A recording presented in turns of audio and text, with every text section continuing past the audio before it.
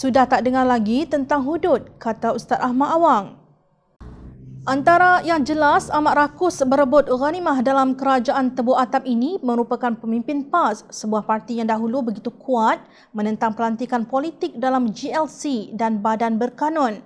Baru-baru ini, 3 aktivis pemuda PAS dilaporkan telah dilantik menjadi ahli lembaga pengarah Lembaga Getah Malaysia LGM, sebuah agensi di bawah Menteri Perusahaan, Peladangan dan Komoditi, Datuk Dr. Muhammad Khairuddin Aman Razali.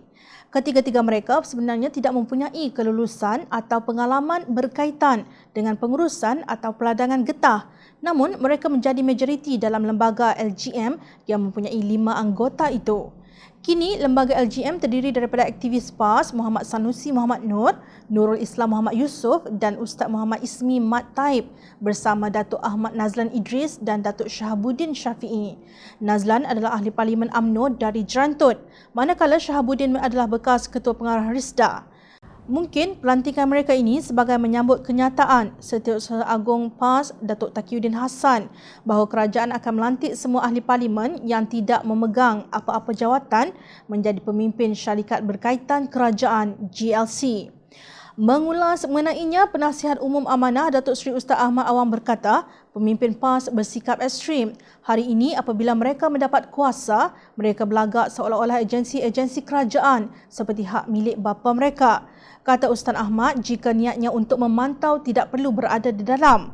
Sebenarnya nak memantau duit. Ya. Tapi mereka selama ini dah cuba bila dikatakan, bila dibangkitkan kata semua MP akan dilantik gini-gini, dia punya hujah dah keluar lah. Dia kata kita duduk situ untuk memantau. Untuk pelaksanaan GLC itu kita dah ada eksekutif, kita dah tukar orang sana. Oh, kalau tak nak memantau, duduk di luar pun boleh nampak kan. Yang sebenarnya memantau duitnya tu. Beliau berkata demikian dalam program yang disiarkan secara langsung di Jom Channel bertajuk Bicara Santai PKP bersama Ustaz Datuk Seri Ahmad Awang. Pemimpin PAS tidak boleh ditegur, kata Ustaz Ahmad. Jika kita memberi pandangan, mereka kata mengkritik ulama' dan menghina ulama'. Sedangkan sebenarnya ada juga ulama' su'. Sudah tidak dengar lagi tentang hudud apabila pemimpin MCA dengan lantang berkata tidak mahu lagi mendengar bahawa ini kerajaan Melayu Islam, tidak seorang pun pemimpin PAS yang bersuara. Hakikatnya, semua mereka yang sedang membahagi-bahagikan ghanimah hari ini yang telah melakukan konspirasi jahat dengan membelakangkan mandat rakyat. Presiden PAS Datuk Seri Hadi Awang merupakan rakan konspirator Perdana Menteri ke-8. Langkah Sheraton diteruskan walaupun ketika itu Kerajaan Pakatan Harapan sedang bertungkus lumus berperang dengan wabak COVID-19. Keadaan negara yang sedang dalam bahaya itu tidak dipedulikan.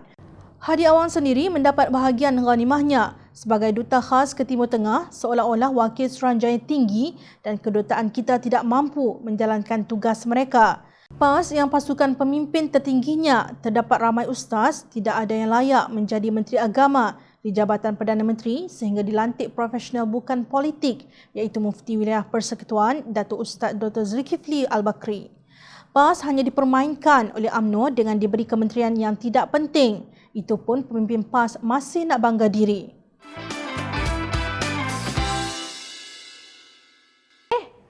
Hai! Jangan lupa klik kanan untuk rentasan berita, klik kiri untuk keratan berita. Dan jangan lupa untuk subscribe kami tau.